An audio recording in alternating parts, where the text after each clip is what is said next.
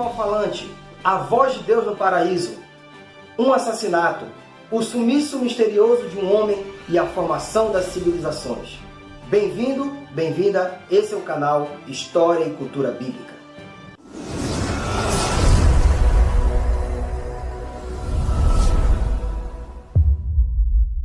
Esse animal falante mencionado anteriormente é a serpente.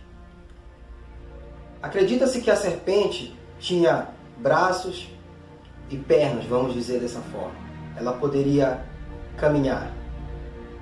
E essa serpente era um animal muito astuto e é um animal que aparece nas mitologias, na literatura do Antigo Oriente Próximo. É um animal como até hoje relacionado à morte e à astúcia. Ela se aproximou de Eva com a proposta de que se Eva consumisse aquele fruto, ela teria a sabedoria e o entendimento que Deus tem. E desde aquele tempo, nós podemos perceber como parecia ser interessante ter a sabedoria de Deus.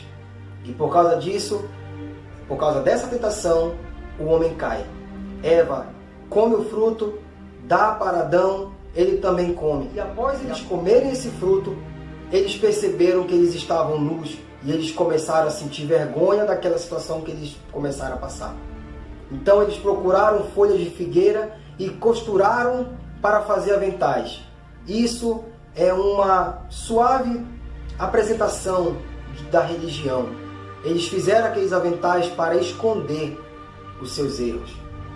Mas depois Deus vem e costura túnicas feitas de pele. Isso é uma forma de Deus mostrar a sua redenção. Deus castigou a serpente e a partir daquele momento a serpente começou a comer pó, ou seja, a serpente passou a se rastejar ao invés de caminhar.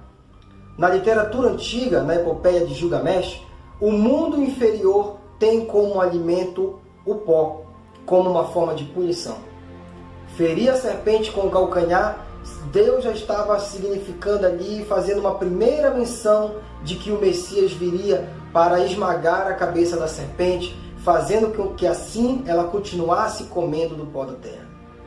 A mulher também sofreu punições do Senhor. A dela, a mais comum conhecida é as dores de parto.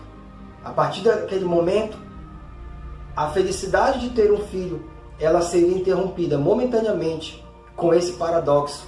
A felicidade sendo interrompida por momentos de dor, as dores do parto. E como era o trabalho naquela época, nos períodos pré-históricos? De acordo com os estudos, o homem e a mulher trabalhavam juntos e eles teriam filhos para ajudar no cultivo, para ajudar na agricultura, na caça, na pesca.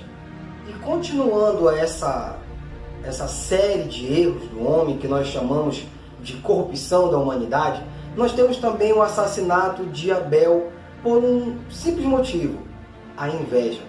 Abel teria feito uma oferta de cereais melhor, ou que teria sido mais bem recebida do que a oferta de cereais do seu irmão Caim.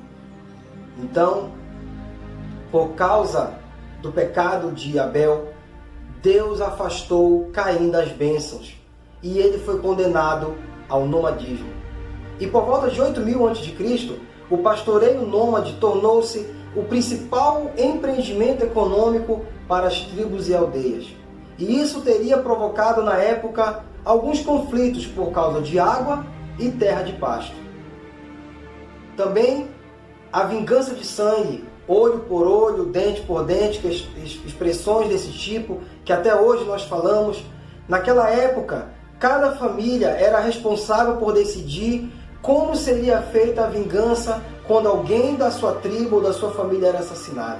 Então, se a pessoa cometia um crime contra a vida de alguém, a família tinha todo o direito de escolher tirar a vida daquela pessoa da mesma forma que o seu ente querido foi assassinado. E outra coisa muito comumente questionada, é a questão da poligamia. Muitas pessoas perguntam por que naquela época a poligamia era permitido e hoje Deus condena. Bom, gente, nós não podemos dizer que Deus permitia. Mas o que acontecia naquela época?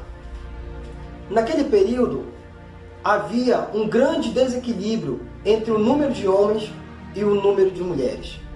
Também existia uma grande necessidade de gerar filhos para o pastoreio e para trabalhar em outras atividades dos campos. E ter mais filhos significava aumentar o prestígio e as riquezas por meio de contratos de casamento. E também um outro fato que nós quase não paramos para pensar. Era muito grande a taxa de mortalidade em mulheres tendo seus filhos. Mas a Bíblia não diz que Deus permitia, mas também a Bíblia não diz que Deus concordava. Era a cultura daquela época.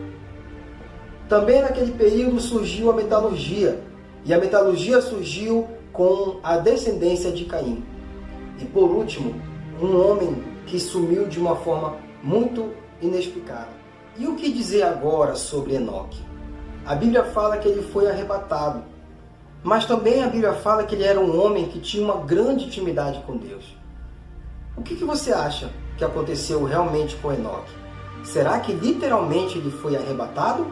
Ou Deus o teria permitido ir para um lugar distante para ter uma certa paz? Ou, quem sabe, mais intimidade com Deus? Muito obrigado e até o próximo vídeo do História e Cultura Bíblica.